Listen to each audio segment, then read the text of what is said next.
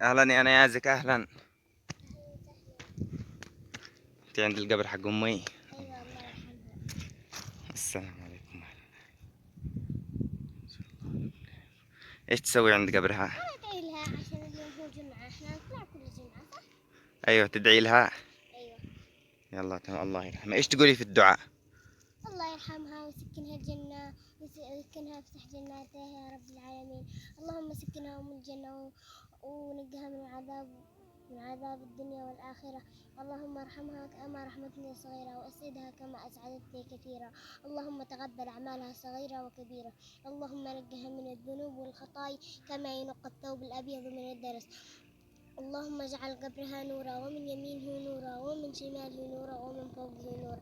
اللهم افرش لها في قبرها مد بصرها. اللهم عطرها من عطر الجنة. اللهم اجعل قبرها رياضا من رياض الجنة، ولا تجعل روح حفرة من حفر النار. اللهم اغسلها بالماء والثلج والبرد. الله لا تحرمنا من اجرها ولا تضلنا بعدها. اللهم احشرها مع الانبياء والمتقين والابرار. والفاتحة الى روح الطاهرة. بسم الله. ما شاء الله، يعني دعاء متكامل ما شاء الله. دعاء حالي.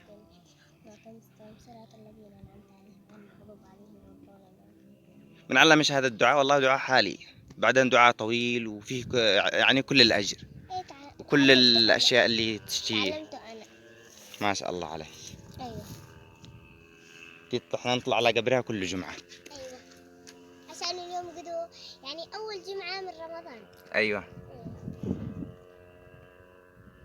قولي للمشاهدين إيش كانوا يخرج من القبر حقها بعد ما ماتت. كان يخرج ريحة يعني معجزة كبيرة. كان يخرج ريحة عطر ثاني، يعني مو عطر من حق الدنيا، عطر الجنة.